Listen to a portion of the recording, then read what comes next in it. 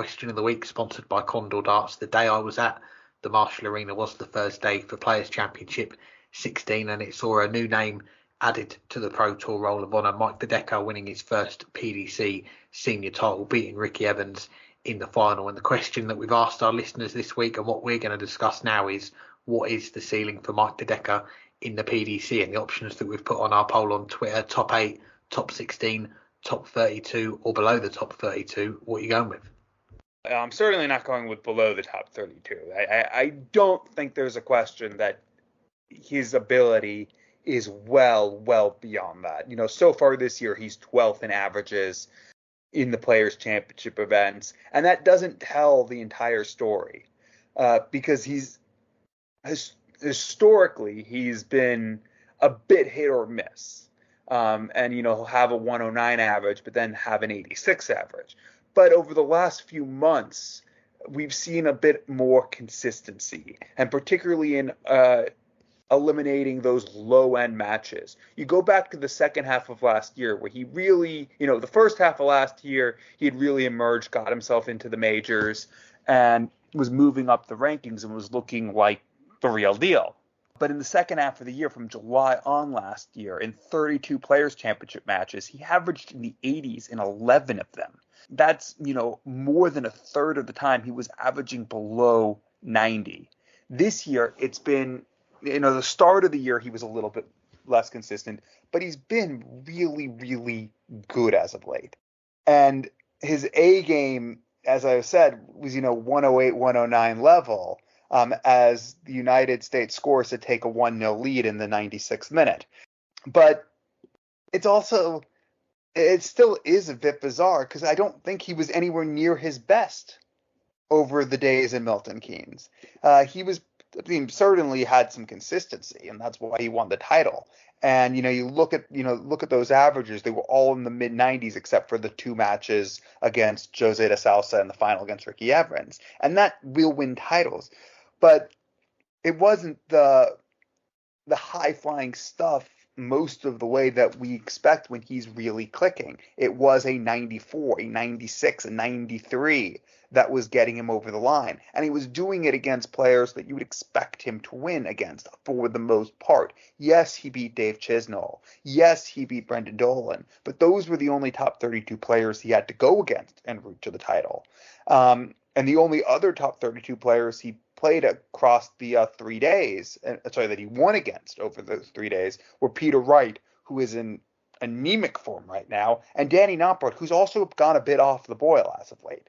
So, yeah, he made a quarterfinal, won a title, made a board final, but he had relatively kinder draws to do it. And there still are some questions about exactly where his game is. It wasn't that long ago that he was struggling to win a match. He lost 3 consecutive first rounds early in the year. He couldn't even get to a board final from Players Championship 2 all the way up until June after that one. So there are still questions in his game. And while this past week, this certainly helped write his season, it's put him from outside to fairly comfortably in the Grand Prix. We'll come on to that later. It's obviously locked up his spot, or almost locked up his spot, in Minehead for the Players' Championship final, and it gives him a lot of confidence going to the second half of the year. But there still isn't the results to match being the 12th best player in terms of average this year. He still only played 41 matches. He's only won 26 out of 41 matches, despite having the 12th highest average. And part of that comes down to the fact that there was a lot of inconsistency, particularly at the beginning of the year, and particularly in the second half of last year as well, that I still want to see him eradicate. It was a very good week, and he's a player with a heap of potential. He's unquestionably top 32 potential. And if he's 12th in averages, that probably means he's also top 16 potential. But I'm going to say right now top 16, because there's just still some inconsistencies he needs to work out before I can believe that he's a top 8 player.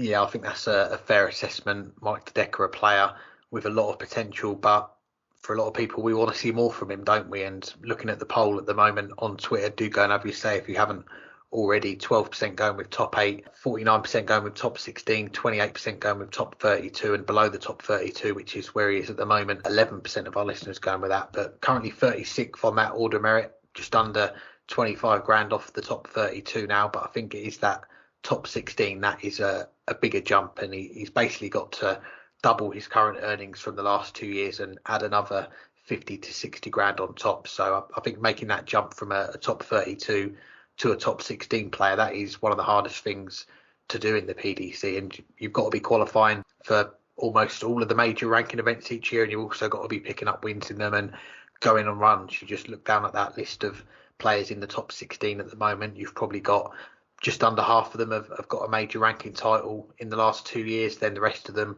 they've either got to a final or a semi-final or a quarter-final and backed it up with titles on the floor, or gone on some runs on the Euro Tour as well. So in the case of Mike the Decker, I think that's going to be the sticking point to this question, is how much further can he go? And with this title that he's got on the floor and some of the stuff that we've seen on the Euro Tour, can he take that onto the TV stage? Because he's someone that has been making steady progress over the last few years. This is the second run that he's had with a tour card. He had one for a couple of years, 2016 to 2017. He had 2 years without one.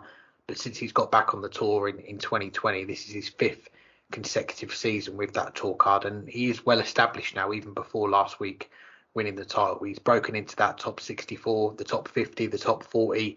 The next step is that top 32. And like I say, not far away from that at all. And last year, we did see him get to more of the majors, like you mentioned. He got to the match play, he got to the Grand Prix, and that's not the world's top 32 in the rankings that make up those two events. But generally speaking, you get from those two events, most likely, if you're going to get into them, you are one of the best 32 in the world at that time, or during the months leading into it. And this year, we didn't see him make the match play, which might be seen as a step back in his progression, having been to Blackpool last year, making his debut. But on the flip side, maybe missing out on the match play this year, that's made him a little bit more hungry to push on again and put more hours in on this practice board, because these 3 Players' Championships that we had last week, they were the first events after the match play. And if you didn't qualify for that event, that's a good 3 or 4 week break you've got without playing in a PDC tournament. So he's had some time to dwell on it, not making the cut, but he's also, I think, gone back to the drawing board, worked on his game, and